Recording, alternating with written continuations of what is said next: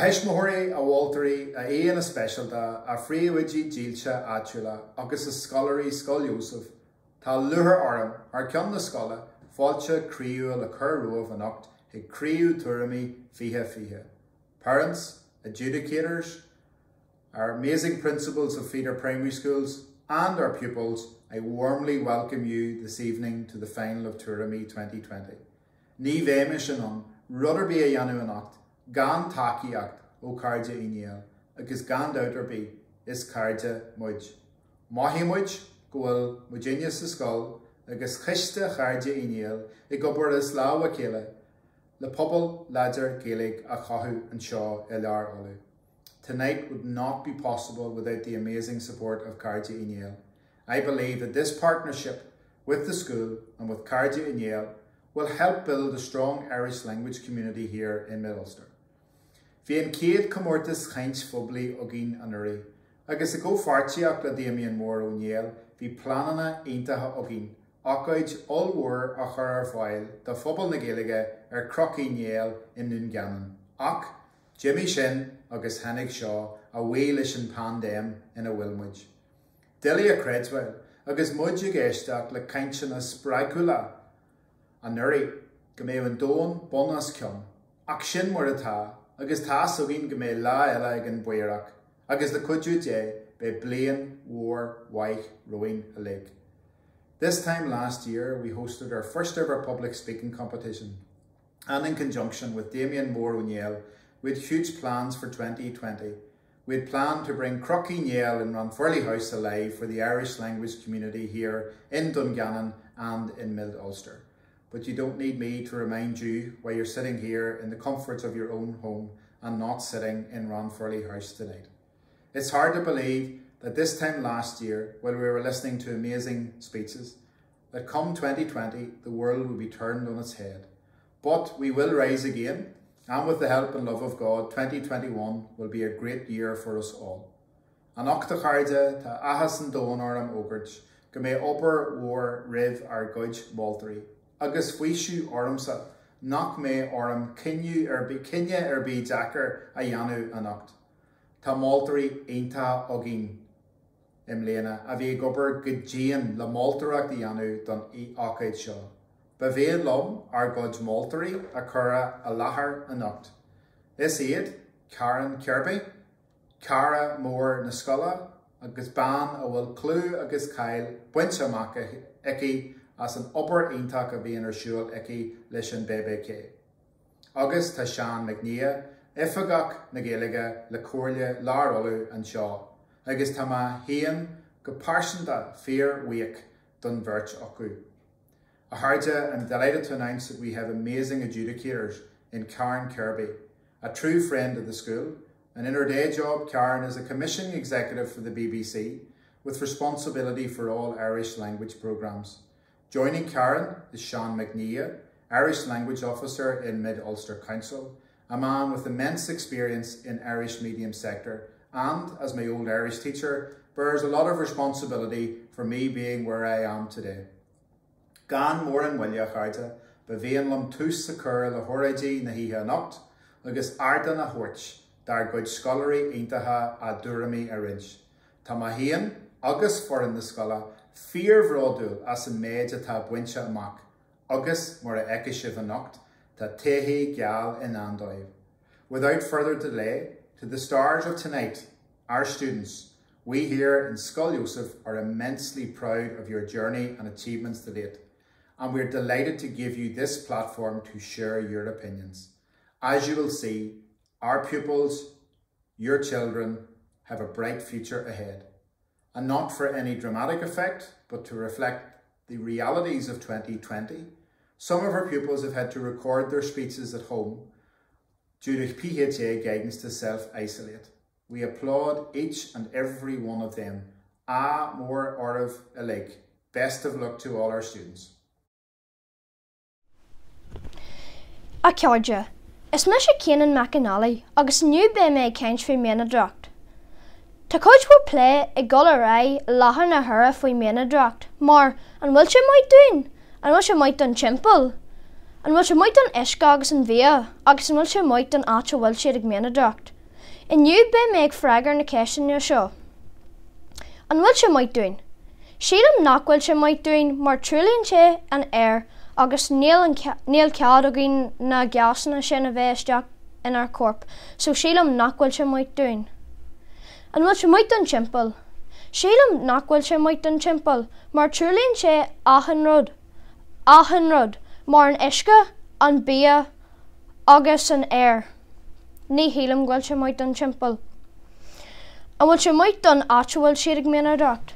Níl sé muid an áit don mianadrocht, mar scriosann siad áitina cónaithe na anmhaithe agus scriosann siad áitina agus níl cuma mai ar an áit níos mó. Inniu creidim gur loirt mé faoi mianadrocht, mar an bhfuil sé muid dúin agus an bhfuil sé muid an timpeall, muid an bhia agus an isce agus an bhfuil sé muid an áit bhfuil siad ag mianadrocht. Gur mai agat asta am.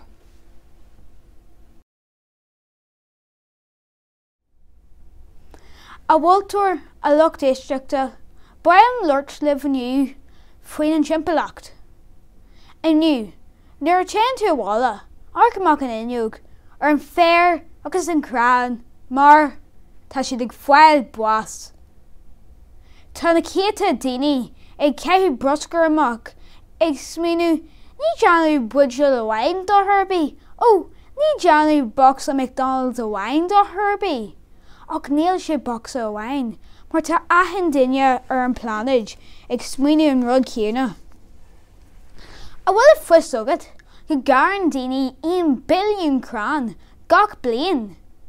Anis, níl atrbí don na anmhaithe le dul. Could you an anmhaith farlaat? Elephant, tiger, monkey? Bheith an codjas mó acu feigthe gan díjan. Anis, bhailm loirt libh faoin teamh dónda agus na áthair cap. Tá na áthair cap ag léamh agus níl atrbí don na bear buan le dul. Anis, nuair tamaidir an topic le bear buan, tá siad agíthe gealf, mar tá na éascaigh fuaig buas, margheall ar tralú. Mas what éilad codú leis an dóin agus an timpeallacht. Ceannach mála nach bhfuil deanta as plastic, agus bíag achar sa níos mó. Gur mé agad le éistúm go dtí an deireadh. In na ocail ó Greta Thunberg, ceithí gach rud a dhathrú, agus ceithí sé dhathrú aniu. Gur mé agad.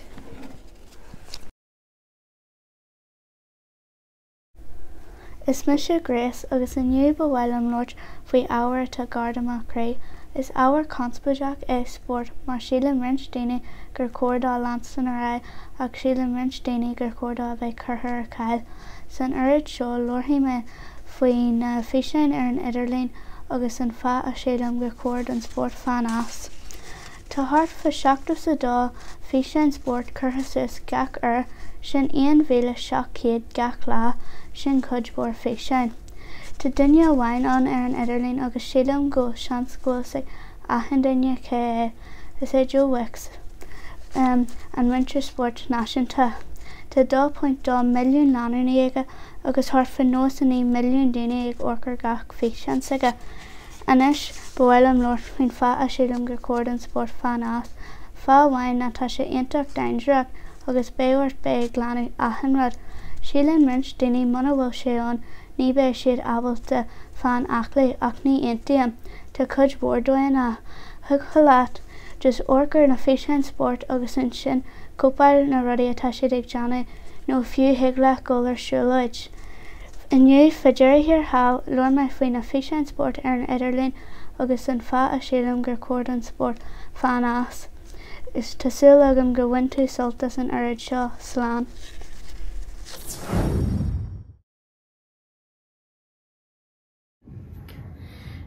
Is mise daithí agus be mise ag dhéanú óid ar teamh dónda. Thula gach duine faoin teama teamh dónda ach níl ag daoine chuide atá an. Tá teamh dónda ce chomh gasta agus tá an dóin ag all níos teo. Tá chuidhfuir rudaí I dhéanú tean dúinna níos massa agus ag le na gcopaní óir. Tá sé deachar dhéanú tean dúinna a stopú ag níl sé dó dhéanta. Is an bailach is far le 5 a réiteach na rudaí a churann leis an 5 a ail. Is 5 mór teú dúinna agus ba chóir éire a thuirt Tá chuidhfuir fehanna an go bhfuil an dúin ag fáil níos teo, Tá chuide acu nadartha agus tá chuide acu margheall ar daine. Tá na cin nadartha mar bolcán ag broctú nó matain ó na bó. Ach dheanan daine rudaí níos massa mar carna úsáid nó dí fórstú. Mar sinnde nar a bíon muid ag analú níl téirbí an leis an téir glanú. Mar ort me hana hían, níl sé dó dhéanta, higlann athraithe inar héalta a dhéanú, mar higlann car electrach nó hybrid a canach, ach móna bhfuil tú ag éirí car nua a hanach, higlann an busa úsáid, nó níos fearr a rís, siúil nó rothair úsáid. Nuair a hen tú higann siopa, higlann do bháil a héanana glacu in áit mála pláisteach nua a canach. Higlann úsáid níos lú letarthas, mar hampla, in áit ceiste chur ar Google, higlann le ceiste chur ar duine eile nó leor léir. Higlann ghlac do gúthain as an lochtaíthóir níos lua, nó ghlac dí phlogal rudaí nuair nach bhfuil siad an úsáid, mar sinnde, cé a gach duine píosa socha a dhéanú leis an dóin a cinúil samasta.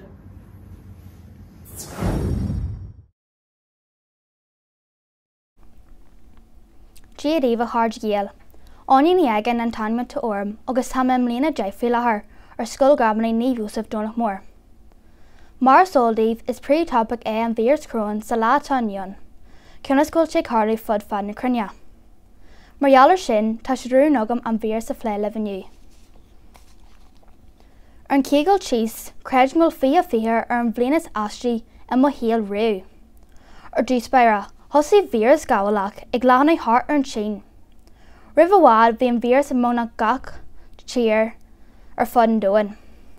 Bhuina fan dem ara amach, agus le len trí seachtaine bhí casanna dhearfa in nead cearn den tír, agus bun leithreach bhí na casanna ag ardú gach lá.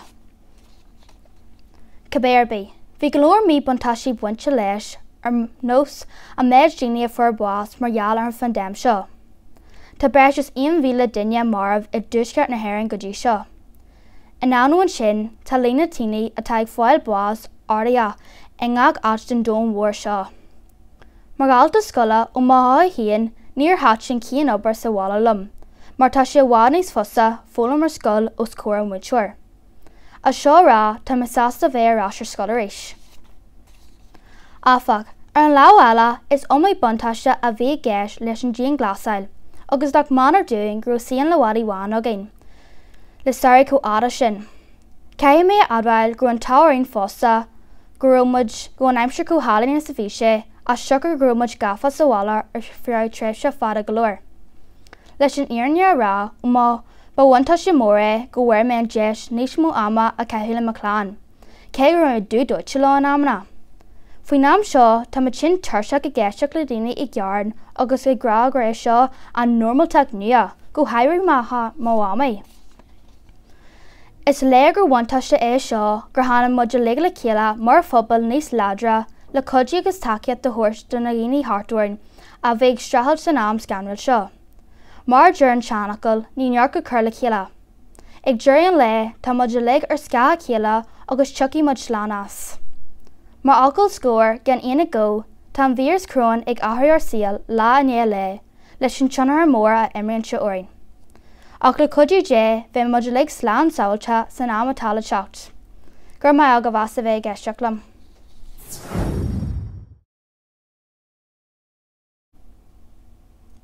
A bháltóir a cóscolarí is a Loch Districta. Is me sé éomh agus aniu be me glúirt fa ceol. Tá codhfuir ceolann sa látanion agus tá gach saithe san. Nuair tá duine ag sinneam uiris ceol go dtí mar wathaíonn tú. An maithaíonn tú suamhneach, sásta, tuirseach, brúnach. Tá ceolann an tú a chur stát hon go maithaíonn tú ar bailach athraithe. Nuair bhí me éisteach le uiris de ceol suamhneach bíam sa imachála mar ní máile me. Ach, nar bhí meag eisteach le ceoldan sca maithí an sásta mar chuinte má óige a gibhnú orm. Is bag é an ceoldú chun éile an dóin, agus dulasteach go grún a difriil. Ba ag gcuid ó drezo an duine a rinn an ótaí an ceol, manach agus bá san ide dó. War sé ó ní géad nó a haon go dtí aon mhíle trá trí ach rinn Pythagoras an ceol. Is alaní an ceol agus seo chuid na saothas in a difriile. Gold rock, hip hop, ceol jazz, ceol gorm, ceol den Arklan, ceol tíre, ceol Mitchell Trum, ceol folk, ceol clásicach, Latinach, rock punka agus cud eile. Dearan daoine go bhfuil síl níos lú ag ceoltóirí a gcompair de daoine eile, gur maithigh is a bheith geisteacht.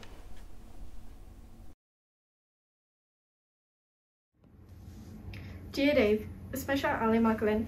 Tá mé gab bléad deagdéis. Iniu be me glóis le faoi sé donda trilú agus an dói an daoine, cé tuair damiste den timpplacht agus an bhí ar an dóid seo.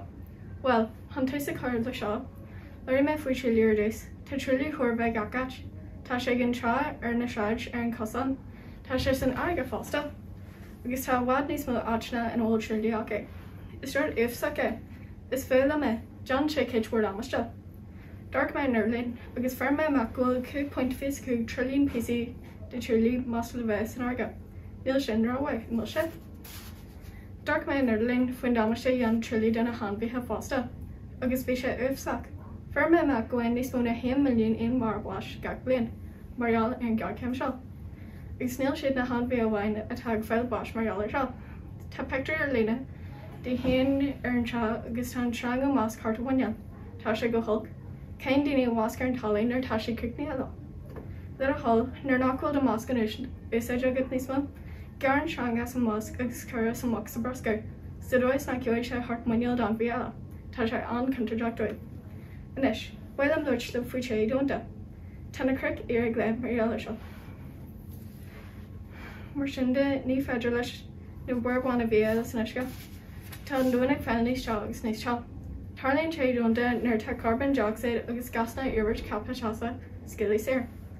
In sin siad solas na gréine agus radaíocht na gréine atá tar eis probably ó dromclán dóin.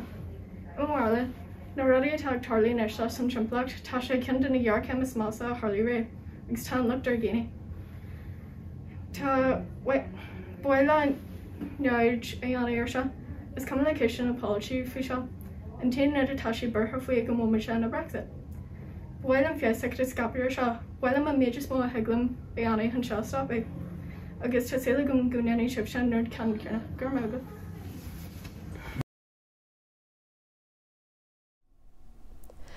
A haithirlí, a bháiltóirí, a thóthainteoirí ó sa lucht eisteachta a lig, is me sé Daniel agus tá mé ar rang in é.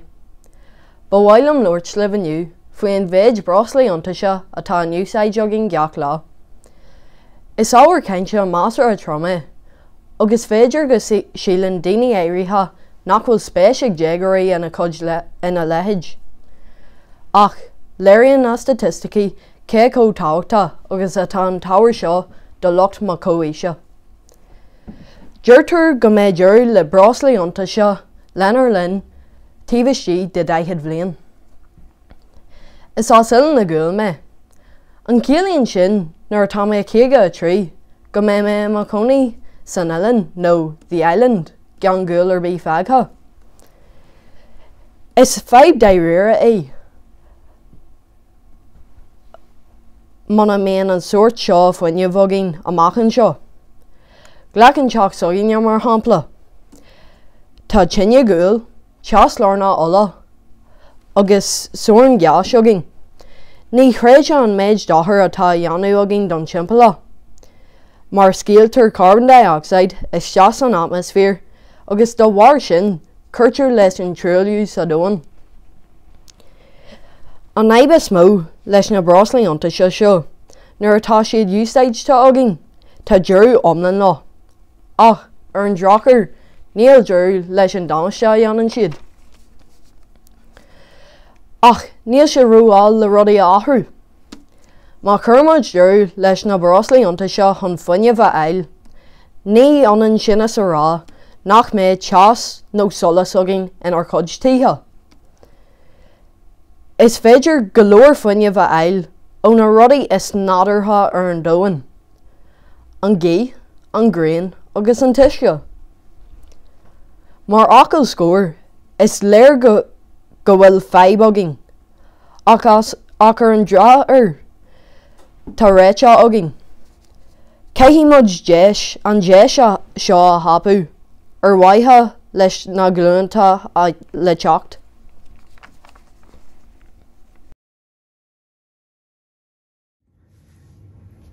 Díreach deachtainna is leis a cháin na gile cód agus inniu be méid ceint faoi an fábhal obairhála uafsa.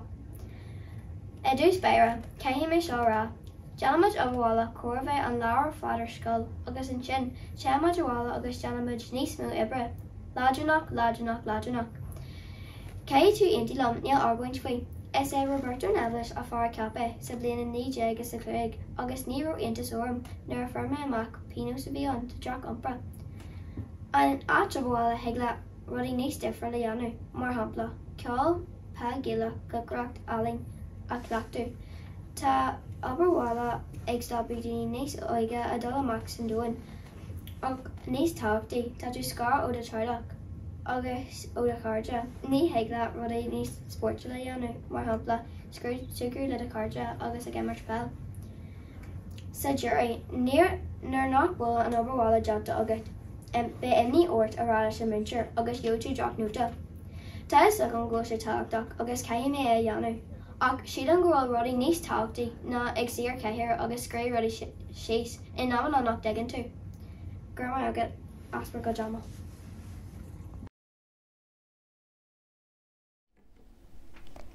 Díadh, is mise Ivan Conley. Is imní rud a tá cliste agus leite agam sa man cumarsáide faoi an-dúils na man sóisialta. Tá na man sóisialta ag éirí anuas níos mó le 10 mbliana anuas. Úsáideann daoine na man sóisialta chun cumarsáide a deanú le cairde. Tá 3.81 billiún úsáideoir man sóisialta ar fud an dóin. Inniu be muid ag ceint faoi an dothair deanna na man sóisialta agus na rudaí maithe deanna na man sóisialta. Is féidir leis na man sóisialta a bheith ina bailach mai chun cumarsáid a deanú le Charlie agus cairde go háirithe le linn pandémie COVID-19. Tá lean daoine sa bhliain ina dhéanaar agus is féidir lá na man sóisialta a úsáid chun féisian a ghlacu ar daoine eile. Pointe mai eile na gur féidir le daoine nuacht agus buanna a roinnt, mar shampla má tharlaíonn timpiste ar an bóthar. Tá drochpintí ar na man sóisialta fásta.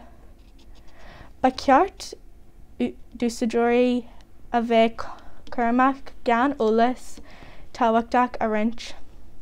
Is féidir lá é a úsáid chun airgid a gcuid. Comáile sin, is féidir leis na man sóisialta bheith an-dúlach. Bíonn dúfa ar daoine a gcuid fón a seacail agus ag arc ar man sóisialta daoine eile. Inniu leor mé faoi an dothair a deanna na man sóisialta agus na rudaí maithe a deanna na man sóisialta, go raibh mé agah le bheith ag éiseach.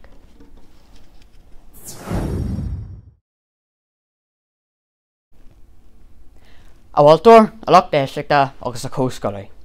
Inniu buidm láit le faoi Éireann Aontaithe agus an céal atá leis. Tá an trid do Éireann Aontaithe ag dul raibh le tamil fada inis, ach an leantá nniuan tá an trid ag glansan raibh le Sinn Féin. Agus is páirtí politiúil é Sinn Féin a bhfuil aithne maith agin air. Thosaigh sé ar an 8 lás fé de bhí na saona, 1995, agus bhí sé ar ceann de na chéad páirtí ceatrachach a bhí inarn. agus ó níégus a chuig bhí sin féin ag trid ar son ceartaí cóhhainethe agus ar an aontaithe. Le na tribloidí i dúsgurt na hairann, thosaí an IRA agus sin féin le bheith fitte fáte lena chéile margheall ar an dóchas céarna bheith acu. Agus nuair atá sin féin ag caint faoi ar an aontaithe, dearan cuid daoine ní féidirlinn sin í anú tá sí rá chostasach ach níl sin fér. Dearan daoine gur cosnaíonn an tuaisceart hartfa 8.3 billiún punt le cinniún gach bliain. Agus tá 2.9 billiún punt de sin caite ar chosint an réachtaí aontaithe agus ar Wake Bank. Agus tá 1.1 billiún punt eile ar sin caite ar stock capital. Agus deirtar go cruithéann an tuaisceart hartfa 15.6 billiún punt gach bliain. Mar sin de má dhéanamid an mata agus ghlacamid 15.6 billiún punt ar shiúil ó 8.3 punt. Agan sin le bhéic 2.7 billiún punt linn.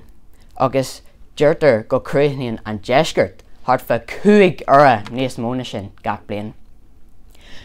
Smuoinú fós ar na deisna tuairseachta agus tradla a bheith ar fáil. Agus leis an tóla seo ribh ar cóir, nach sílann sibh le tamil le seo an tam líanú mar phobal. Gur maith thug go bás a bheith géisteachtam.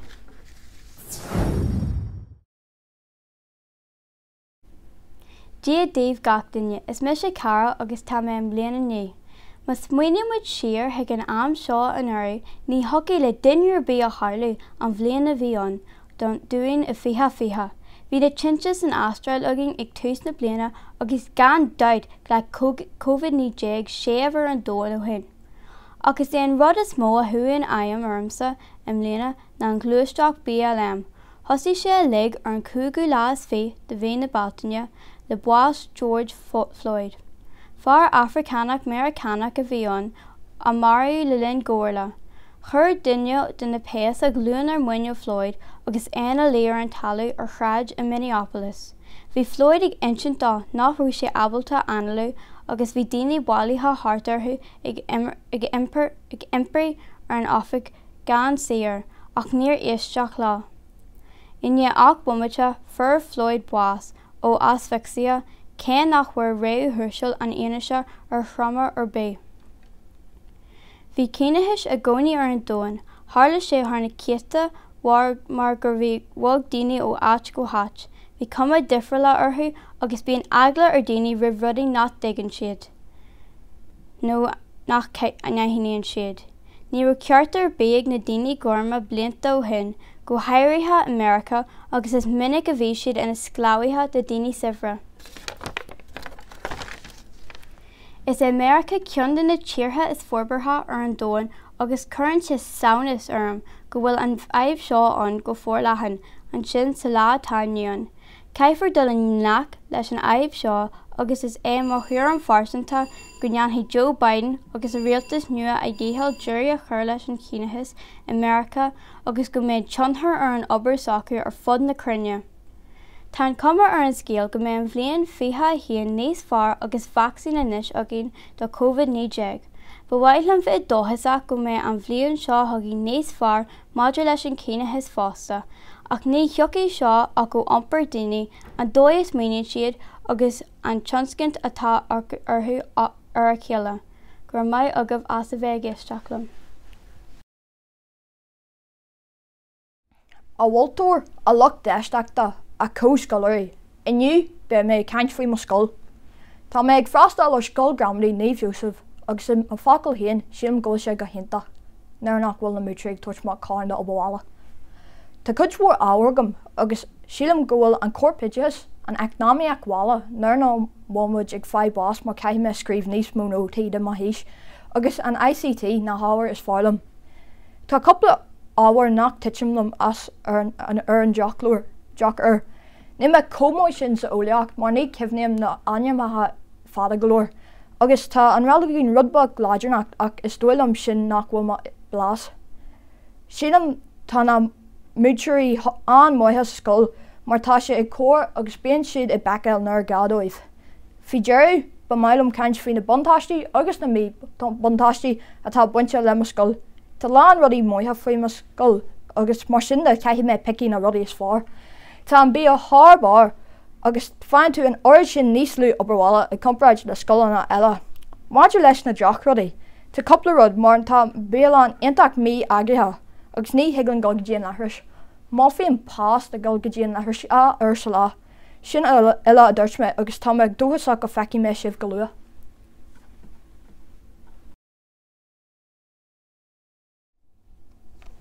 Díríomh, a Hairlí, a Walterí agus a hóscoirí. Is me se Lucína gcóin agus inniu, ba bhhail an ceint faoi athrú airde. Tá arbláid i mhuil agus begin dúin, chlé leis an seanachil, ní neart a thula chéile chonaí a hídnú. Blian inné bhléan, Deutscher an omla brasla in san atmosfér. Jearné tá dahar janta dar blainid, áhfuil na manacharna ag trúú an atmosfér. Creide nó náthraide, tá na gceansaí nolig ag gceanna méid céarna dahar den dóin agus atá trúú an flaseach a gceanna. Dan dart, tá an aibig dul an olcas agus ní codíonn sé, nar tá daoine cosa le Donald Trump ag gceanna neamhart ar how dúnta. Ba thórgróma ag leacu cóirleas agus ag arc suasdá. Ach, ní sin mar táise ar an drochar, tá muid ag arc ina dhé. Is cúis naire nar tá muid ag bhreath ar an téis óg le bhealach éile ó naibh. Begin de Hallin Darvain Greta Thunberg an scola agail le trid ar son athrú airde. Bhí an aird sin fargartha gur stad siad a bheith cheint. Mar gheall ar an frasach atá janta ag anadaí an dóin. Mar gheallartha, buail 7.6 milliún daoine le chéile ar son steig athrú airde. Is mó iad na boga gang i janta le chéile, agus ba chóirúin a lig, ahra siimplí a dheanú, go rialta, sa teach, thart faoinhála, nó fiúr scoil. In áte lán púdilí pláisteach a cheannacht, buin úsáid as budil lá úsaide. Ghlach a mus, a magic chomaint. Ma léamad leis na hathra siimplí seo, ní bheith méid cúna ruúing ho híomh aib an siimplacht. Inniu, John rud ag an dearfach den dóin. Is fear dhealá na sinóhain, agus sílam gur be seán dóid le dulling leis an aib. Gur ó míle mai agat as a bheith eisteach lam.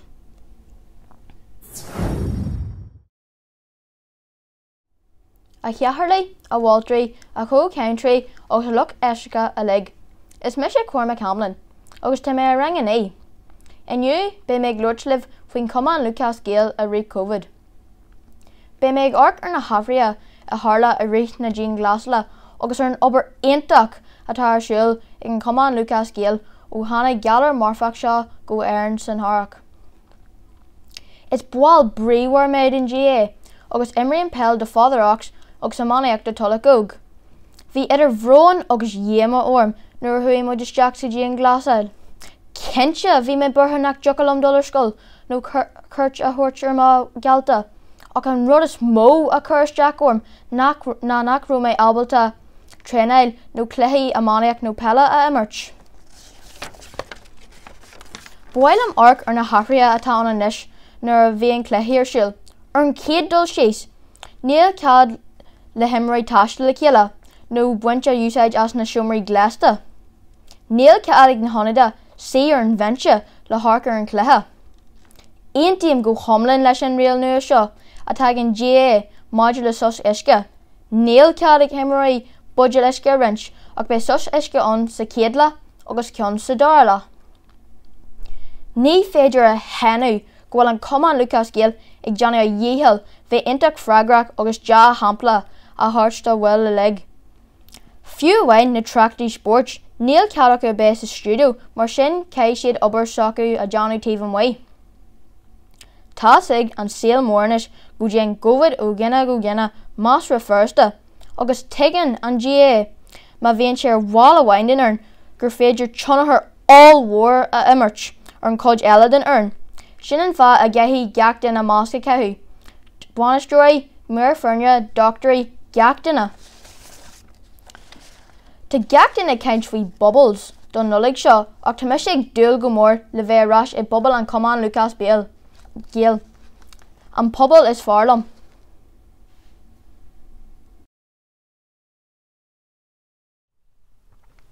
A bháltóirí agus a lucht éisteachta, inniu be mé caintear ábhar atá aonteach táhachtach agus go mór meán phobal sa lá taniuon, is seo an táhacht a bhaineann le síolta daoine gorama agus cineachas. Is feib hiúí íon cineachas atá ag táil leis na céta bliana nuas, agus é an scláíocht príú hampla den cineachas go háirithe America. Síaltar gur thosaíú an sláíocht I 1690 nuair a ghlac príú idir dar bhainneam The White Lion fiche scláí ón Afric higan tír. I rihan seachtaí istéig, dúsáid na lonithirí orpatha muintir na Hafraca mar scláíthe margheall go raibh siad níos saoire agus gur oibrithe maithe iad. D'oibríonn na scláíthe seo le tabac agus rís I nuaisceart na tíre.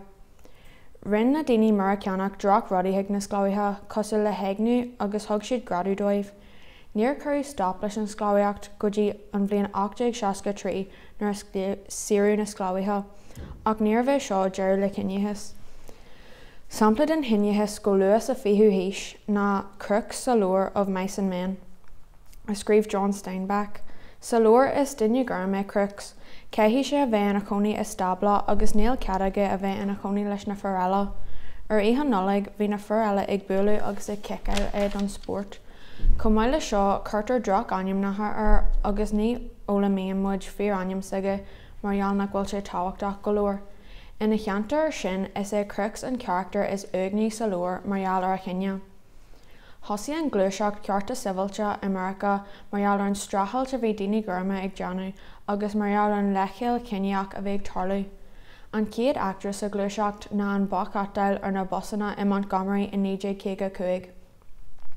Dír duna geall ar Rosa Parks a siahain a thuairt Dúiltaí si agus cur a brisúnaí. Chomh maith le seo is é an actor is stairiil a tharla sa gluaiseacht cearta civilte an mór shiúil ar Washington I 1963. Thug Martin Luther King Jr. a óid ceiliúil tá aisling agam, agus drastal idir 200,000 agus 300,000 duine ar. Bhí sé mar ceatalíocht don act cearta civilte in 1964 ach bhí cineachas beá fós. I mbliana mariú duine gorm dar bhainneam George Floyd I mí Baltaine in Minnesota. Tháirn seo raic margheall ar gur mhairis garda atá ina fearr geall é. Cuireadh scairt ar na gardaí ar Floyd margheall gur híal siopadúir gur thug sé airgid bregadó. Tháinig na gardaí agus thuaigh garda dar bhainneam Derek Chauvin ar an glúine Harmonial George ar fiú 8 mamate. Thosaí agóidí America agus ar fud an dóin margheall ar seo agus margheall gur scialú siar Chauvin fiúnar a bhhairigh sé duine. Caithfidh muid deireadh a chur leis an cineachas agus an brúdeileacht America inis margheall go bhfuil na daoine gorma comhtáhachtach is a bhfuil na daoine geala.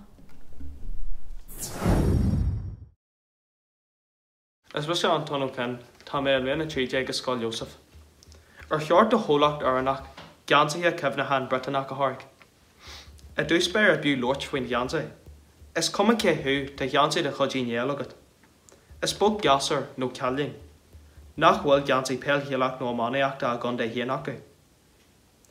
Tá geansaigh an chuma náisiúla a bhog na mhór ag heile den neog sa tír. Ach ní geansaigh a bhainetá. Seo ráiteas gur arnach brodúilthú. Caitheann tú tá geansaigh an tuairt le fista gach den chur bhásteit. Cé dóhfuil tú déilis, do chunda, do chlub. Cuireann tú stop a geallart héin a másc na slúite. Agus is cuma cén chlub nó cén chunda a thugann tú taceach leis. Tá geansaigh inéal agus géalachas fitte fuite mar bheith arn agus im. Sugar gur cólacht inéal a dhearaíonn a tharagan agus a dhéanann na geansaithe seo. Tá seoirt únúireacht ag muintir na thurann ar an chólacht agus ní raibh lucht riamhharthú go dtí seo. Rinn siad an paca mórfach, dhéal siad amach ar dhéalachas. Tá geansaithe a tharag acu le suúthaint is Britanach, ach níos más na sin, suúthaint is thugann ónár darm na Breataine. Ní raibh gíg na mégasam nuair chuireadh mé rólas, tríd fóst ar na main sóisialta. Go féarneach níor chreid mé. Papaní agus etla míleta taobh le suúhann de sinéal. Seo cólacht a thuí ó neart go neart tríd airgad a saithú go crua ó hrá daoine as díalseach don CLG. Go minic bíonar teismthirí airgad a chur dáisce míana chun an téadach a cheannach dá báiste. Ní bhíh aine néadníal do mar rud go nearna sé deansaithe doirne sasanatha agus albanatha. Ach suúhann sé chur deansaithe a thug an ónóir dorm imprúla a chéasaí pobl dúthais a gheid talú agus asan am mar bholaithe mí frócarach ar fud fád an dóin.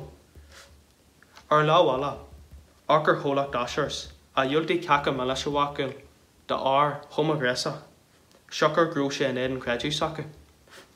Níú Jerry muid leis an tacte, is cosúil gur bhrit siad an dlí. Beidir gur bhaithí cólacht daoineal nach raibh an dar sí sa bhfuile acu ach glacu leis an tuairdaí. De Harfa nar bhaile go gurthaí lipid cinné a chorthú. Beidir gur smaoinigh siad go dóigh an tuairdaí mór seo le pobl a cheantar, maidir le cursaí fóstaíochta. Dila rá. An bhfuil siad a cheart agin a sealamh glacu ar an cholacht agus insint dóibh cad a cheart dóibhí anú. Dila rá. Ag deir an le, thiúil an tíreachtar an mair a bhíile ésa hart ar fácha chrócaí, le ban rion hasanna a héile nach lefu ina béal. Ca dé a hálathe sa mí abran, nuair a hasóí an tréna le rééis na cuman. Mana bhfuil tú sásta geansaí néala chaithú ar an fárc, an mé ceada go teasú ar an airn. Agus má táma Johnric, tá so gin chéan na gion tamal gan neanthaí dearmad ar an rud omlan. Ach beidir gur seo an aib leis an chéine déana sa lá tániuam. Deanam muid dearmad ar an rudaí táhachtatha, agus bogam muid ar raí, agus bíon an bua ag an dearú, ag na hemperúlatha, ag na ceapatalaithe, ag lucht an airgad, agus ag na polatóirí. I máhhail híon, ba chóirúin a bheith braúin mar géal, agus gan leisceil a ghfuil le duine ar buí faoin ar naireacht, gur a muid go bhas bheith geisteach le. A bhainseoir a cóglacha agus a luchta seachta. Inniu tá siad a rún agam phlé a dheanú ar an teú rónda. Is é tápa go bhfuil go mór mé an phobal, agus inis tá méid dul solas a ceithúar. Ar an chéaddal síos, tá agam go crá Spáine atá an, agus go bhfuil go leor daoine an nach creideann sa déad rónda. Bhain na daoine seo gur breagatá an, seafaid omlan. Ach ar dús, cadé a bhfuil an teú rónda. Is é an aim atá ar méadú de réir chéile ar teacht an atmosfér an dóin. Tá sé fér agus tá féin se timpeall hartdoing. Mar dheallar an teacht ag ardú, tá an tír san ortach ag lé. Curann sé seo le levan na farga ag láthnú. Éfacht eile a bhaineann leis an téúnda, is é fás líon na dobaistí nádatha a tharla le blianta boga nuas. Scriosfar go leor grathóga do go leor spéisiís agsúla. Bheith allergaí asma agus geallar ag breisiú síos a breisiú amach níos cushionnta freisin. Cadé mar a hen seo a bhaim órainn. Nuair a léan an tír san Arctic, tá sé ag scriosú grathóg na Hanbhí a Cónaíonn an. Cílíonn sé seo go mbeidh siad ag arcta áit nua le sealg do bhia. Agus be go leor idir gréiríocht le na daoine ach sna háiteanna sin. Sna tubaistí nádatha, ag gcuirteafar nó fiú máirtear cuid mhór daoine agus anmhaithe, agus bheith an damáiste aontaich cóstasach. Bé a lán daoine ag fáil sin go mhaith. Tá an feib ag dul in olcas agus ceithfar dul an ghlaic leis, ach cén dóigh. Tosaíonn an réiteach seo le rudaí boga. In áit ag tiomid gacáit siúil nó ghlach do rothair. Is féidir fiúr turas car ya míle ya font carbon dioxide a scéile mai sa atmosfér. Má caithí tú dul sa cear, tuair siad do a chairde cumáid. Á leisce as na scona. Tá sé bhád níos fearr na bheith gúsáid buideal pláisteach ag a ghlachan blianta le breisiú síos. Bé ag achar saoil, mar leidaíonn sé an méid broscar a bhfuil san ága. Bé ag sábhail isce. Nuair tá scona oscailte ceann fá dridé. Sábhail foiinneamh gach áite bhfuil tú ábalta. Cur as an talaféis nar nach bhfuil tú ag arcar, agus buin gach plugadí amach nachhfuil in an úsáid. Cahí mé adhfuil, bí an amana nach dheanam héan na rudí seo, ach tá siad a dheolgus agaí na chodú, mar acail scór, Báilíonn Brobart.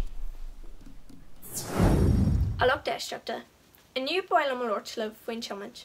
Get a bug fuim héan. When mé mascrúdú tiomana amach a mé I dhéirí fór, redhan dín glasú. Bhí an táhar am gur bhain mé amach ag an am sin, marall gur dreid an áit don scrúdú tiomana seachtain in é. Caihí mé adhhail gur ró mé ar bhéis. Bhí me céad scrúdú an animas a bheith I mí abran, ach marall ar an céad dín glasú, bhí sé chur ceall. Bhí Gemma an dónar me an am sin, mar gurú mé réad an scrúdú. Cheannaí mé me cear mé bhharrta agus bhí mé réad an scrúdú. Ach, marall ar sin, bhí ar fannach just sé bhí ar scrúdú eile ail. Ach, caithí mé arall, gur bhain mé me scrúdú tiomna amach an céad ar. Ach, an fér scrúdú a bhí agam ag an am na tiomant frídeal na gúil. Ná thosaí mé ar an trachtanil na gúil. Tá cúig alagain I lár il na gúil. Le daoine nachhfuil réalacha an bóthar rólas acu. Ní arcann siad ar dheis ag na halagain, ní stoppan siad fiú. Tá il na gúil an áit is daintrach le chiaman chartfa I mórál héan. Tá na baithra an il na gúil níos massa na na ceathra móra ar nós Belfirse nó Bailíocha Cléa. Bhí mé nerví seach an céad ar bhí ar an tiomant fríd an baile. Bhí méid tiomant cumhfuil a tartar agus bhí ar máí teach lom le codú lom fásta.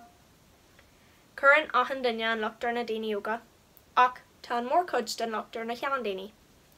De gurthaid scrúdú ar na chean daoine in il na gúil, dúirthaí nach mé pás ag mórnach acu. Da mé hí na món na scrúdú tiomana, curthaín scrúdú ar daoine gach bhíthe bbliain, le cinn si gohfuil siad go fáil sábailte na baithre, agus nachhfuil siad daintrach ar daoine eile.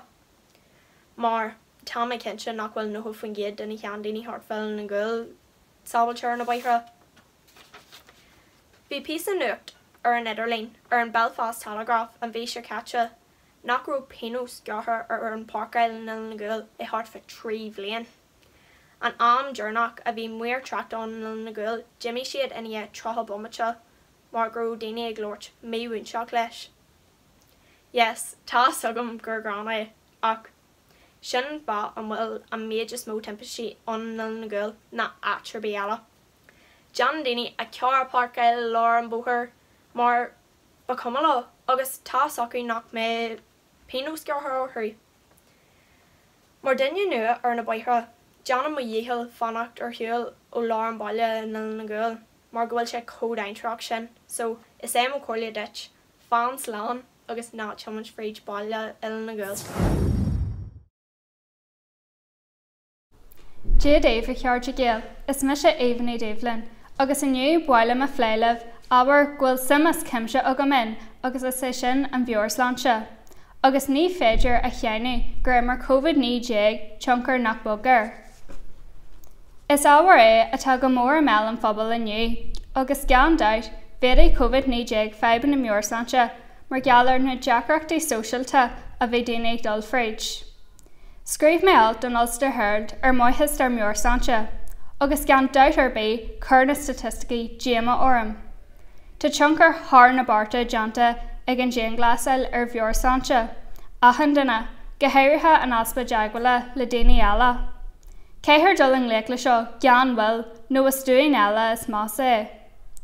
Is teir an technoliacht ar chun fios a chur ar an bheorsláinte, agus le cinenne le deaghail le daoine, agus im mhharil sílan ghfuil sé tábhateach ghfuil daoine ólaach ar na haisna tar fáil.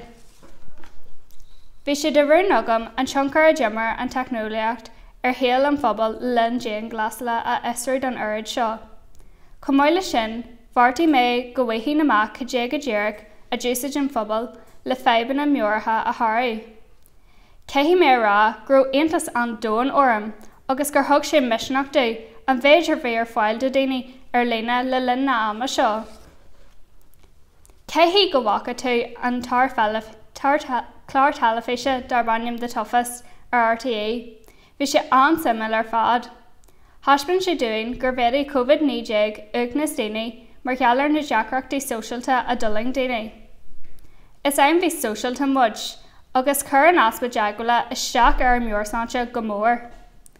Chur an chláir bémar an cuman luclás géal ag teach le chéile a réith an ginglas le, ag tuairt éire do chéine lo chéileach. Bhí scéal amháin a thuí a bheim go mór orm. Bhí farú Kilwantain, Tom Byrne, agus ba far mhór cuman luclás géal le. Chur amhac póstar Twitter ag churcéiste imar mór le rá Mayo, David Brady, an gurtha sé sceartear a athair, agus bhí a bheith scé a bhaithe uí na cluichí géala go mór. Thir David Brady sceartear agus bhí cóir nádartha acu. Ceapa grúaith na acu ar chéile le blianta anuas. Bhí Tom Byrne ar a hahain salt. Wathí sé ceangailte leis an saithí aréis. Rud nar wathí sé le fada an lá. Seo sampla furfa ar an dóid a cheanglainn an gcuhamid den dúin ar fad. Thar le COVID-19 gan Kenya ach go bhfuil nua heacnoliacht bhí muid an anfanachta deagháil agus rudaí dó chreid de dhéanamh. Emma Warrell, Jimmer an nua heacnoliacht tioncar ar an sochaí le linn glas le. Cehí mé adhail nach méin in an marchtail gan mo guhampóca, is cod lárnach de mo héile, agus ní bhíonn sé riamh bhádum. Iné dú mo wachna a dhéanaar, is dóilm nachhfuil réiteach simplaí an don coronavirus faoi láthair, agus cinse ghfuil páirt mór ag an nua heacnoliacht tá muid a chineal ceangailte agus a deagháil le daoine atá an mhaol ag Jerry Nadala. Idir Joe Wicks an Cuchilí Corp, gilscoil beo ar talaféis ag TG Cehar agus nula ní scólainn ag deanna yoga agus anlaí ar léna. Is léir dú níl airs ar bé céthó táhachta is atá an nua heacnoliacht, is sochaí an le aniu. Caitheann na feachtas seo ar léna spurs dearfach a másc an phobal.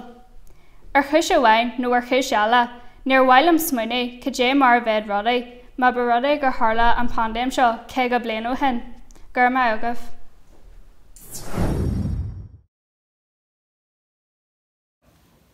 Technoliacht. Rud is far an dún, nó rud is massa.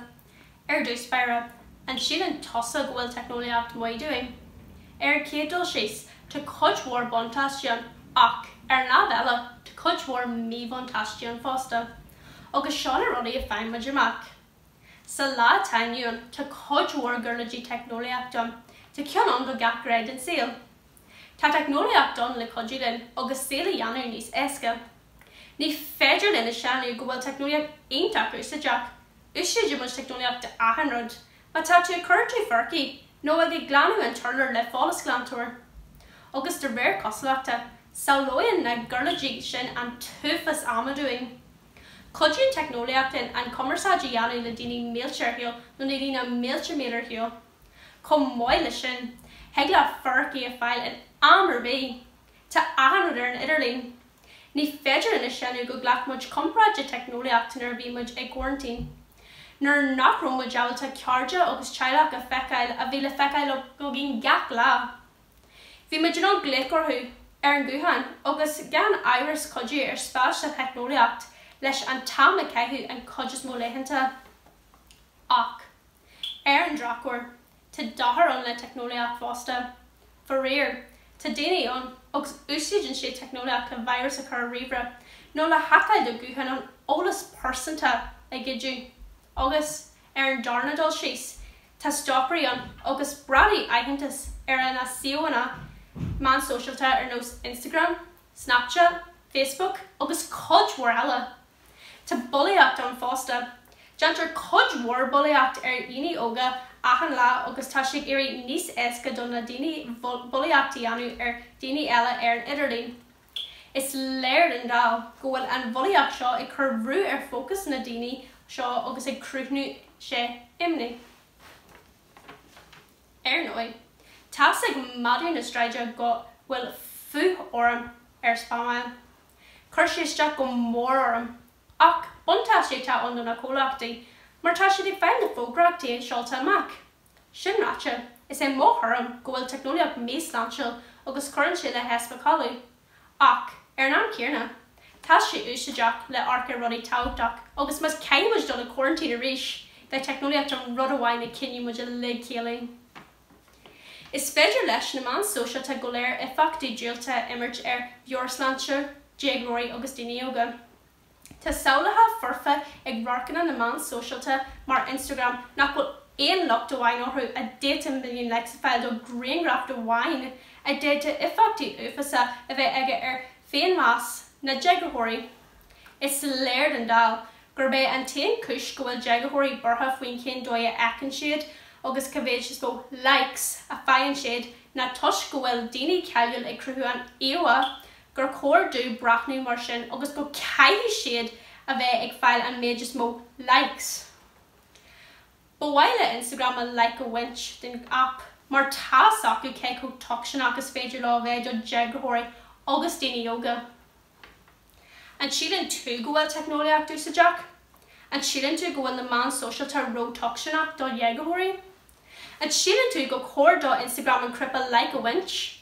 Well, mar dúirt me chéanna. Sílan go féidir leis an technoliaach de bheith an sa Jack ach is é an náise an coid tocionach den na man sóisialta. Gur mai agat ascéis Jack.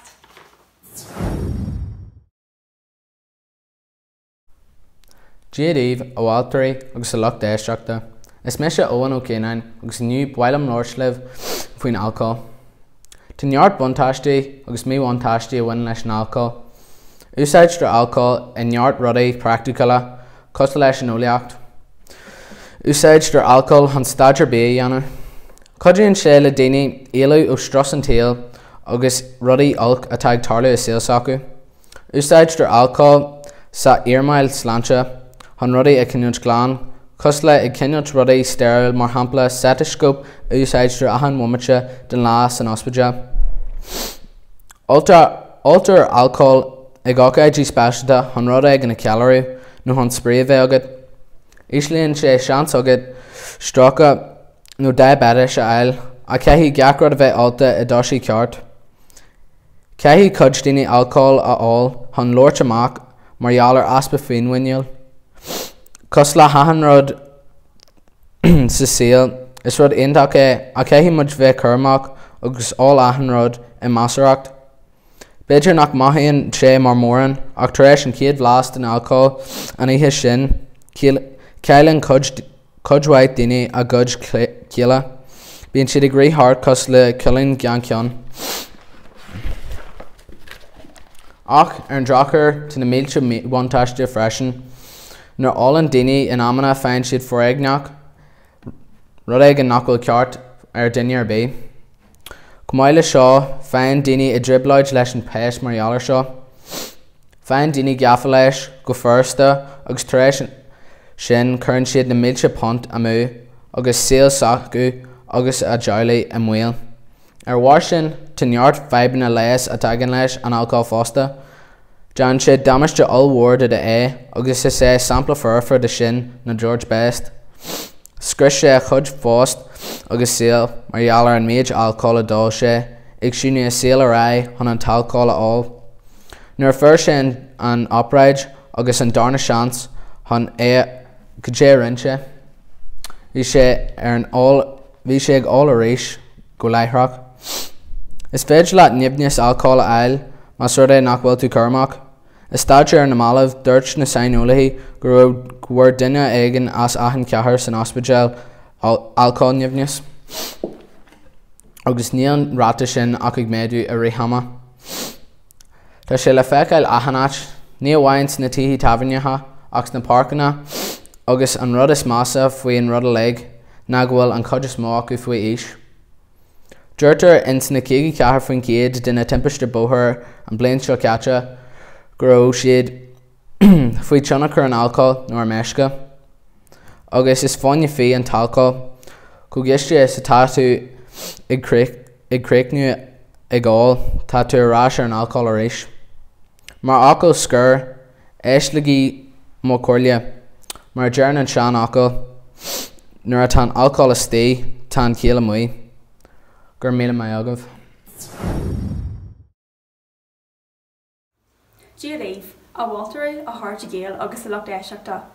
Is me sin méid ní again agus is éhíonn an bhéin seo aniu a bhfuil láthair an tappa atá gear le macraí a phlé. Peall géalach na man. Ar an céadal síos, Tá duas cimse agam a bell géalach agus leis an aonar a rá féin caiilte geanna. Creidum gur maiid an rud is spóra imirt as seagar go dogan se seansteid éalú ó chuirmíon taal. Le an chos sin fegan se smuintí díhailetha ag an taobh. Forir, is omí luchtainna a bhain na síl an sport, ceanna scúil breithin is deanta ar fel na man. Tá mé dúirtear an sport agus níl seo muigeúir ar lom. De réir cosúlaachta, caithí mé adhaid go bhhain na fir I bhád níos mó níhan an rá. I dús beire, is léir go déan níos mó daoine hí cluichí na fir. Bíon an luchtaíocht a sásta táisiil ó cean na tíir na cluichí seo, ach mas rud ag gur peann na man tá gceis, ní héin ach gialta agus cáirte an mar sin. Cean airs, is léir na caiifid luchtaíochta na bhir cluiche a bhaint an dúin. Tá is ag gachmach maithair go mbíonn taíocht orlachan an ag gcónaí donna fir. Ní mór dún seo athair leithreach sul níorann sé in aibh sirí.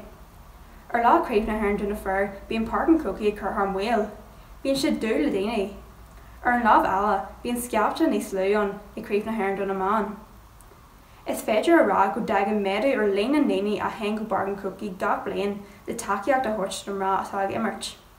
Go bhistú, is é an cospóir atá an rá na slú mór bheith acu le go mé cluichí beá batha gan. Cean aon airis is rud aontaach é seo, ach ar éis níl sé chur thar mhail mar tá craobh na hern donna fir. A tháirde éislam, tá níos mó gceist leis an féil na siamsaíocht. Sa lá tániuúin tá sé le faoin airgid. Bíonn sé ancosasach ar fad. Caithfidh neart daoine bognach na céad a bont dulthaigh na cluichí seo. Bar bhád costas níos éisle a chur na ticeid. Deirfinn go mbeidh mull mór daoine ar bhain na Wicca. Creide nó nácreide ach tá rialathe difriúil an na bell na man, ar nós má aon tú cheart a buí a bell na man, fein tú simbin ar fréid deag momate. Ach gur an lámh eile má aon fearr ceart a buí, ní dheann an réitir foic. Is dóilm bhfuil síl na bhaí bháin ag na fir ó híomh na palada. Mar bhfuil is scór, táid an term bhfuil breithin is tagcha ar peil na man faoi láthair, agus céifar dul an nec leis leithreach lom. Nília daine na term, ach ní féidir henú gur chóir go méid deisna níos fearr bunaithe don an rá ó híomh na palada. Gur céad mai agah as a bheith éisteach lom aniu, bíar nula deas agah agus cinní sáilte.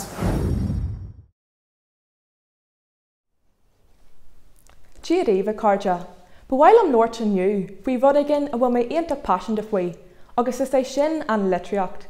nó ba chuirte dú rá, seán na litreacht dar baniam an litreacht just jobbach. I dús beira, cé mar an tuairt go méniu dí orb, go dé atá gceist de teirma an litreacht just jobbach. Well, is seánna den litreacht é a churann síos ar sothí ina bhfuil a lán éagra agus a lán troblaidí an, agus de gra, bíon rialtas eileach an na lorthaí seo freisin. Samplí ceile leat an seánra seo na The Hunger Games, Ready Player One agus 1984. Táitníonn siad go mórlam, agus i mar thum féin, tá siad ar ceann duna lorthaí is fearr ach lorthaí méifrí sin níos mula. Inis, pís a coolra den faoin litreacht just jobbach. Creidú na nácreidé, is smuoinú measra nua é an seánra seo. Rib 1900 ní omar mar seánra sa litreacht, agus ní héantas ar bí é, gur thosaí sé ag 1900. Am an ró cóil litreachta an, agus daoine timpeall an dóin faoi bagart cogaí, agus yoga féoach cogaí dónda le tarlú gan mór an bhuila. Dúirtar gur bheith an lór waí, scrífa 9 bhés a héan an céad lór just jobbach, agus bhí anseanthar ag sin ar chun na lorthaí just jobbach is ceile le mar bhí, 1984 agus Brave New World. Inis, cad iad na teama is mó atá na lorthaí seo? Well, darlam is iad cuacht den réaltais, saorthol agus an smach ag taag technoliaachúing na tréthes mó atá na lorthaí seo. Mar hampla, sa lór ceiliúil 1984, scríomh Orwell faoi sochaí atá faoi smacht omlinn an réaltas, átaró an réaltas a cinneal súil géir ar gacfad ar na daoine. Ní féidir a seanú go bhfuil an smuoinú seo le feiceil go mór is sochaí an leanniu, leis na mór an tuairt cócéalga atá an faoin réaltas nó cólachtaí, ag éistin nó ag spéidirachtaín trí dearnú hain. Agus is é an lór seo a spragan hanca Big Brother. An bhd is mó fach a bhain gceit as an faoin lór seo. Na gur scríomh Orwell é hon ráú a thuirt don na daoine na Stát Aontaithe. Bhí Orwell burtha go deochfa sochaí mar seo a bhaim America, má na gcuirtí stad le smaointe den cinneal seo a tháinig sa Rúis agus a Smáin ag an am seo. Dó an difriúil ar fád a léiritir sa lór Brave New World. dóin in na bhfuil na daoine sonna sásta agus gacrod acu tá a dhí orthú. Ach, úsaidir an réaltas technoliacht agus tódathes chuna daine cinnal faoi smacht. Brachan an dóin seo ar na daine cinnal sásta, ach an dreachbhil trí seo na go gaithí na daine bear aon sin faoi cad a sonna son. Níl cadig na daine seo individualthas ar bé a bheith acu. Sampla fiúntaach eile na nóir Fahrenheit 450 Sa dóin seo tá cosc ar loihí, agus dúirtear le iad, ach nach bhfuil sé seo iaranta sa bhéidir go bhfuil cosc ar an nóir seo is scolanna do Stát Aontaithe, agus mar sin ar gáigen hanig an turf an tarangrach. I mo bhharil féin tá lorthaí go stúpacha ar chunda na seanraí is fearr sa litreach. Go hairithe, tean siad ar bhaim go mór ar gcine yoga, agus níl le deanú ach arcar rath na Hunger Games le feiceil go bhfuil seo fér. Dúirtear go bhfuil lorthaí go stúpacha i ggéirí níos coitianta, maiall ar an tionthar ag teag éachtaí dóanda ar an déanra, mar hampla na hontaithe ní aon déag America. Tá sin an seánna seo fiction go mórlam, mar tá spánan sé, smuoin sin an núdar faoin réaltas, an imí atá orthú faoin sochaí, agus an dóir hélann siad go bhfuil an dóin ag go. Darlam fásta tá na lorthaí seo coitianta a más daoine óga, mar go naithníonn siad an burú agus an frostrathas a teag an éist óg faoin dóin. Gur mai agat as bheith géisteach lam.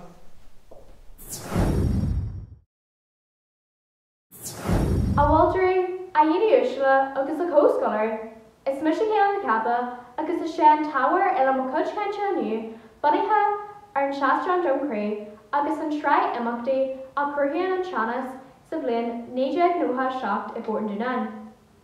Ar céadúil síos, cad is rudde an seastrán Drumcree. Is díosbóid fríomhaithe riala faréid blindúil i Bórtan Dúnan. Tanéis móna seachtú faoin gcéad don pobl Bórtan Dúnan ó chuúlar a Protestúnach.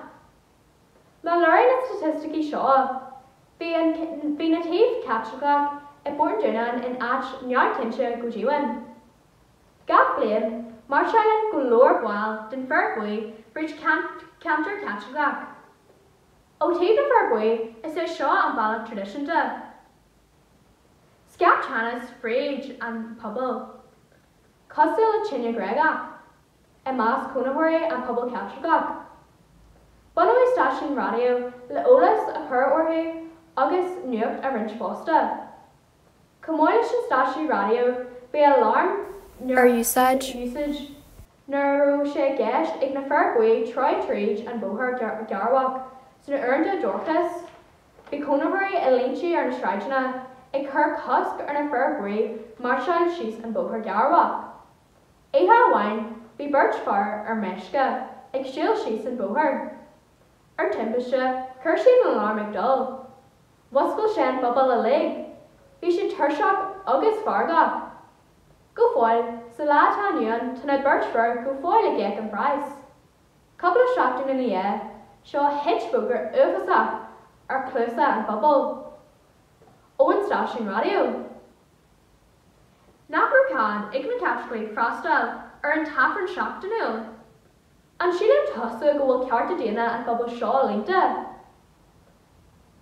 Béar éisanach éman staach, cursaí a thógáil i láma héan, agus gréimú go geasta.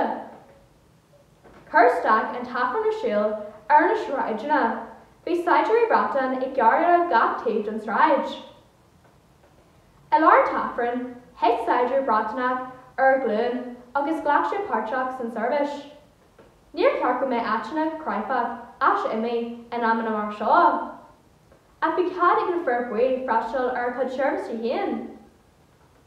An máidín dar dún, thar rud uafasach. Bhí planna ann ag gang Protestúnach tuair saigeir teoir. In anad, mar siad seomanaí taxú neartceantaach Michael Mulhouldrick. Go fáil, níor cheangail pólanna an darna seo go dtí an seasamh Drumcree. Ó an saibhir sin, scearr bhaile Bórtan Dúnan ina lá. Tá sé gach Bórtan Dúnan blianta le eile-rás go dtí an Stát Bunú. Gur mar agat le bheith geisteach am aniu agus slán. A haithirlí a Waltery a dhéanaí Ursula is mis a Finn McNeil agus bheith mé glóirslih aniu faoin na buntáistí agus na méhaintáistí a bhaineann leis an nua theicnoliacht. Is omí fá a bhfuil sim as cimseo agam san áhar seo, ar an chéad dul síos céim é rá go bhfuil sé silir dú go bhfuil díosbrach mór gceist leis an ábhar seo. Bhí mé géirí teacht ar marráil haon ar an cheist am bhfuil an nua heicnoliaach buntáisteach. Ar bhhar sin chuir Simpson ábhar seo a siocr go bhfuil muidir le sáte san nua teicnoliaach san átá aniuan. An nuas ar sin, tá tionathar mhór ag an nua heicnoliacht ar chéalta géine gach lá. Más am héin go bhfuil an nua heicnoliacht ríthabhachtach do géine sa dóin aniu. Is bug an lá de dagan nach muna madúsáid as an nua heicnoliacht, de tharbh ar sin, híad mé héan grú sé forstanach, buúna agus luchtainna an ábhar seo le. Ar an drachar, bhí sé an deachar ólas eil in Néalaga. Sin ráte, cealtam héan grú an sú meán eile.ie go hénta gúsaideach. Ceannas gurú na háilte le tríomhán na Géalaga. Le mé alt an héad scoil in Néalaigh faoin dóirú rang yoga ábhta lánaint ar é, fiú tríd an fandam. Seo sampla bhain de cheandan na háitna ina roin nua heicnoliaach daí. Gan an teicnoliaach seo ní bheadh na rangna seo ábhta bhí beo. Tá seo an táhachtach go héire san am láthair nuair tá deacrachtaí múorslanse ar gach duine. Lena chos sin bhí an irislór epic ionta codúil cumáid. A siocr gurú an tolas a le an Néalaga agus é thuas an data. Mar bhhailtear sin, tháinig fórhór de mo haide as alscríbhí in Merla. I gcuid gasna bhí deacrachtaí agam an teirmeach de astrú ó bhirla go Gaeilge. Ar an dear bhí na halt seo níos minsoníthe agus níos ábhartha den topic ar Róméid Johnny Taide. Níl aon ar scóil buntáistí agus méontáistí buint leis na hólas bheith in Néalaigh nó Merla. Dúlan mé héan grú an nua heicnoliacht I cruthú athraí móra sa tionscail Curm Sláinte. I dús beire, is é ceandan na buntáistí a léime faoi faúda na grú seán daoine ábhalt a sceartte ar an Dr. tríd Zoom, gan iad a chur daintear le linn na jean glasala. Ina hananta sin, leis an codú ó heicnoliacht, is féidir codú a thuirt do géine a bhfuil geallar nó tsinasóirí leis an céidean teicnoliaachta in úsáid ag ibriúirí sa dóin aniu. Is achla marrá go bhfuil míontáistí ag buinte seo chumáid. Tá éirisan faoina contartí duna glasna seo agus heag le míam a bhain teicnoliaachta sláintear áthar a chur a gantart. Áit eile ina bhfuil an tionathar mór ag an nua heicnoliacht ná sa chóras idithis. Dúir an alta bhain gurú fólam neisblach dalta níos fosa a chathú leis na rudaí atá ar féilir lína. Agus grú sé a bhád níos simúla fólam a dhéanú tríd an teicnoliaach nua. Tá na múnteoirí agus na daltaí in an ceacht a ghlacu taobh muid an rang, agus mar thóir ar sin cruthíonn seo dóin an nua chun teagais. Agus an fuinte is fórnáil dóirlumm ná go gaithí gach duine úsáid as an nua heicnoliacht a theagmhail mar sciile. Be teagmhail níos fóraigh na daoine seo nuair bhain siad pás sa gré seo mar bé siad bra cleachtaithe leis. Creide nó nácreide a caiithí mé admhail gur háte antá seo go mórlam. Bhí cumas orm thorcar na organ si a le a bhaineann leis an nua heicnoliacht. Mar dúirí ní beluithe is cuid learnach den héala an nua heicnoliacht do bhog na gach duine a láthair na thura. Ahanát an orcan tú tá daine ag buint úsaide as an nua heicnoliacht. Bú ceam siar ghlacu agus orcar na buanna agus luchtainna le agus é sé má cinú héan na go bhfuil an nua heicnoliacht buntáisteach. Tá sugam go bhfuil míontáistí ag buint leis ach nuair winter úsáid as an nua heicnoliaach go dearfach, is dá ionach é chun féiban na géine a réiteach agus theag leis an síl géine a fiosú ar bhealach santasach. Gurm mé aga bheits a bheith éisteach le mo thuirmí aniu.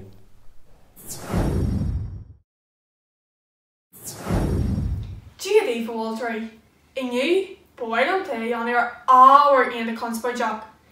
Is seo mí páisian na tágam sa síl seo ach céim ar rá go bhfuil grain mór a bhain agam. Is é sin an cinneas. Ach cead is cinneas an. Cead dairlíonn sé, cé urgéonn sé bhain agus cé bhíon fracra gas. Tá an táhacht leis na ceis na seo le. Is é an cinneas nuair dheantar idir dhealaí a gcinne duine margheall ar gá áitneacht a náisiúntaach nó hinne. Agus céim fá míon daoine ina gcinne há. Go déobhann ní fuirteach mar sin muid. Ní féidir a chéanú go bhfuirbíonn ar Germany agus ar greidirh de bhfuir mar asama Janice agus go mbíonn tionathar ag cáirde, ag bá Charlie, ag cuasanna agus ag an bhéid agamid agus a léimiid na mainraing. Ina cheanta lei sin, tá an chuid is mó duna creidirh cinnethe bunaithe arban tuiscinna. Is seo mí sampla de cinnethe is áhanna aniu. Cé Ifra na gadget go cochrum na hatchany. During the race report statistics, Janter Latimer actony a good free fairsa. Sanostiact, Sanidjahis, a gaita martala, a gursi kurma constanta, agus a gursi corta. Being she jeopardize pushed the palm out I guy should curse as a skilled green king ha agus graffiti mosstock. If you indeed Gary see an accolade or wasn't of you, agus nice mass in a shin, butcher aid agus doing marcher aid Mariala king has. Sanama hui heart, hui king has a vime or vini calula freshen.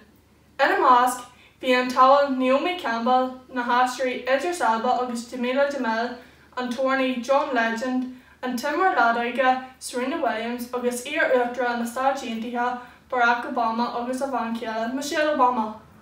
During Michelle Obama, George Fossey Conte, Virginia here, Garaba Sala VNC. Tashi dog crash Gunyan had Dini alleged to Shaw. Or fun na Sarah, be Dini on the originating in Kenya Hish. Feel like Drews a Parkson more hampla, offering for a canag, agus Greary Kyarda Shivia Davi and she. Sablain ni de Kiga Kug, you do see a Sihan a horse Suez or was, agus go e Mardaler. But Greary free can a Yelch a Nelson Mandela Fossa, a Ridge or Son and Nini, a Vifi me one Tasha in chorus Yelch Kinyak. How should shock me in is fee Brisbane Mardaler Credit? Bhí sé ina uachtarán ó níteag nóha cethar go níteag nóha ní agus ba é an cíadún statú riú é. Bhain sé úsáid as sport leis na tíre a bhí rinse go cinne chósta céile. Black Nelson Mandela an dúis síhanna úsla an onar don na daoine siúda dibrí ar son na síhanna agus a ginge chinge heis. A Washington Sylvia Nije Shaska Tree, George Martin Luther King Jr., I have a dream that one day my 4 little children will live in a nation where they will not be judged by the colour of their skin but by the content of their character. Aaron Jocher, the audience scale go fine. Is gáir é an cinneas atá ag leathnú ar fud an doin. Tá sé le feil inga at agus caiimiid a le ár-bart a dhéanaí sa trid in éan. Tunear gur bíonna chu join le leis an tá seo, mar hampla, Einor, Irish Network Against Racism. Caiimiid cid na dhéanaí nach bhfuil aon chinne níos fearr na níos lú na aon chinne eile agus nach muineann an moithas leis an chinne bháin amháin. Ná Johnny Jarmid gur cóhanan muid a lig.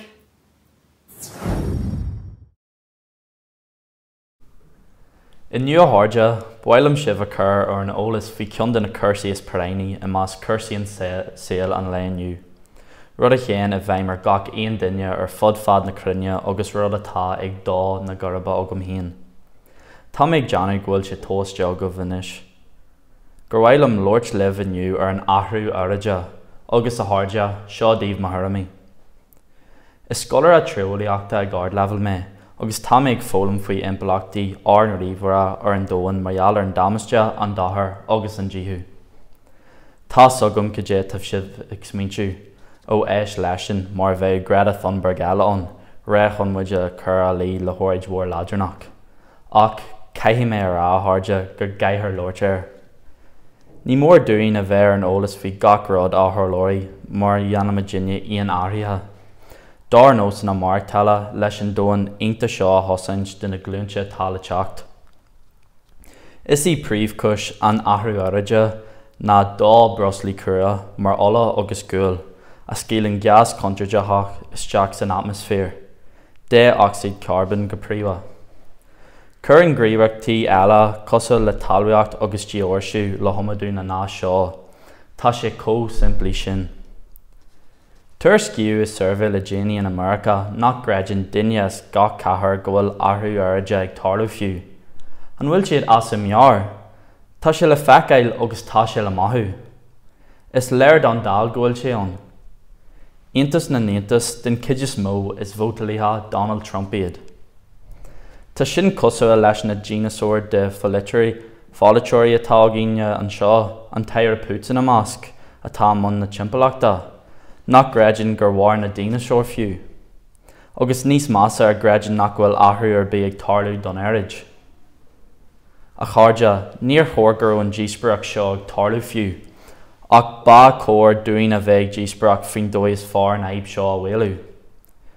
Le couple of bliana nuas a fach, tá go leor de na cinnarí móra dónda i gríú chun iarach a dheanú dul an lech leis an athrú airide. Mar hampla cóhaint tú páir sa bblion 2015, ina bhfuil sé mar aim ag tíortha an náisteach 10 ag cearban a leidú, agus ganach faoinniu in aithnuasa a úsáid. Agus bhí siad a géirí go mói leis go dtí go ndeathaí an fear óirste chéan nach fear buí isteach sa teach buan, agus gur cinn sé America a tharraingt amach as an cóhaint tú céarna. Tusk go bhfuil sé géirí America a dheanú go hinnta arís. Dá creidte. Seo bhfuil le rá ag Trump faoin athrú airide. Cruthaí na Síní concept an séú dónda le America aigeil in Ísla Chumas agus an neamh-iomaíocht. A dónal wacht, mar deir sibh féin ar an tíbhela na linnean sin, moscail agus bolla an cafe, agus an artla, agus an gas, agus an gúil, agus gur mé agad.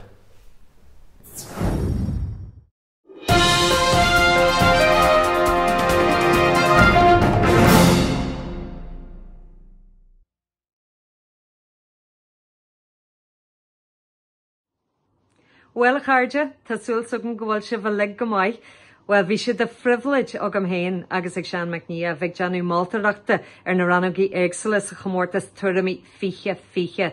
Thank you all so much for all the work and preparation that you put into your presentations for the competition this year. We enjoyed it very much. You gave us a very hard job. Thank you for that too. Bhí téimi éagsúla an ar fad. We really enjoyed and learned a lot ourselves from the subjects that you chose. And important to say, I suppose, what makes a winner from someone who didn't quite make it this year?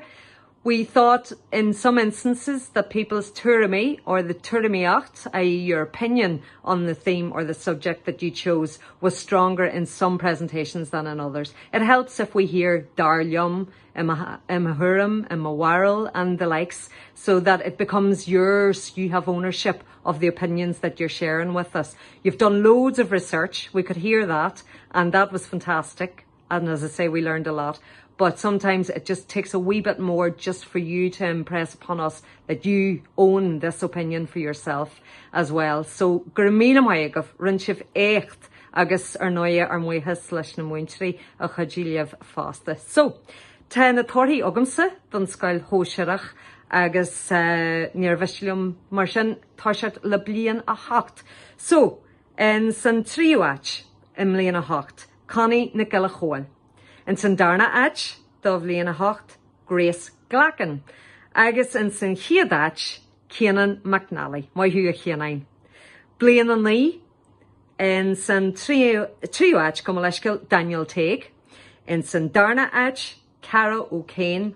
Agus in san chiad ach, dá bbliain a ní, Cormac Hamlin, mai hu héna Cormac. Agus bliain a J. In san trío ach, Eve ní Gonal. In san darna ach, Lucy na Cohen, agus in san chiad ach do bbliain a Deich, Anya ní again. Mai hu héan a Anya. Agus tá muid ansas de fásta an scia don chaintúir is fearr idir bliain a hacht agus bliain a Deich a bhronú ar Cormac Hamlin. Mai hu héan a Cormac bhain muid ansalt as an chur lethir a rinn tú. Mai sibh lig a chairde rinn sibh écht Sara obair fad deanta agus tá sim go mé nolag mhórhaid a go bh lig agus an chuid táhaí de sin na Fannagí Slán.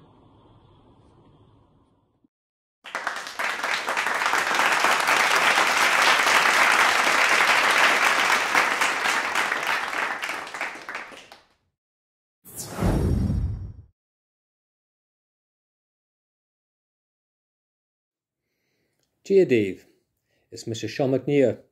It's more an pleasure to a bit maltera to comfort us Shaw, to me, the cud skull Neve Yosef. It's a pleasure to be involved in this adjudication of the competition to me for the Irish pupils of St. Joseph's. Charsha Anthasarum Gaja Komai has a Venus Scholarly League, Ox and Tar Kajan Gilligal Larry shit. The pupils' standard really surprised me. Reading shit topic of the Casta agus Duhlanach agus Namni grammar.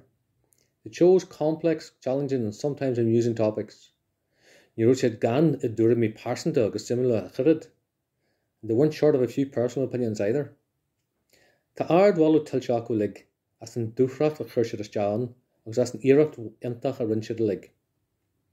They should all be highly commended for their efforts. Agus tá ard bhall tiltte duna múntrí fásta, nó as léir go bhfuil siad díograise agus a general upper warlaw. This applies to their teachers also, as it's clear that they are enthusiastic and doing a great job.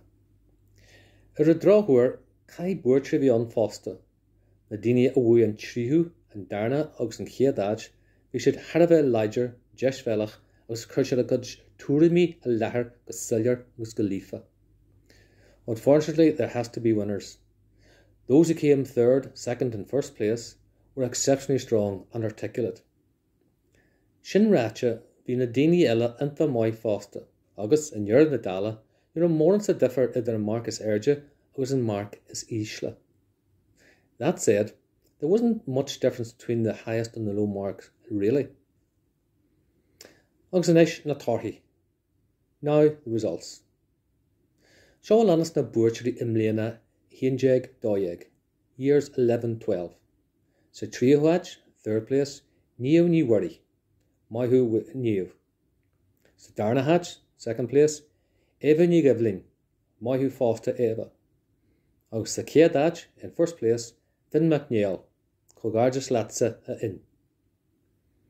Inis blinti 3-4, years 13-14. Sa tríomhhaid, Alana ní Gónal, Maithú Alana. Sa darna hatch, second place, James Farron, Maithú fásta James. Agus sa chéadáid, first place, Ciara ní Ghaire, Cogardas Latsa Ciara.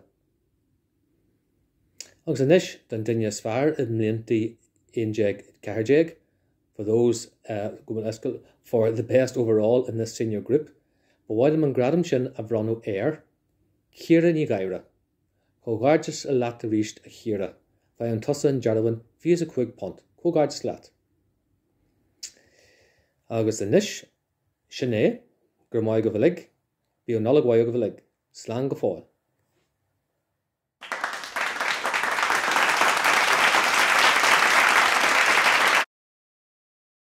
Ishmahorí Ian a specialta Bervianlam ar Cogarda has a gohfuil lenar good scholarly a lake.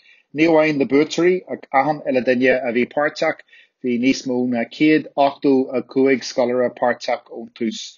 Tonight, folks, I'd like to congratulate and thank not only the students who won prizes or to those who are in the final, but also the 185 that originally took part in this, and you should all be proud of everything that you have achieved to date. Bhíonlam ar muíthas ar gomhail lenar gcuid moltarí le Karen agus le Sean a ro obair mhór le Janu Oku. I particularly want to thank tonight again our two adjudicators in Karen and in Sean who did amazing work to pick out our winners for tonight. Agus libse a lig a bhí Lynn don ihe ar fad to sulogin guru ihe waich ogov ar fad. Yeru here hal a charge. I'd just like to take this opportunity to wish each and every one of you a lovely and peaceful Christmas with your family and friends to a brilliant 2021. Sinuil uinye, Kajesh Slan, Ihoi.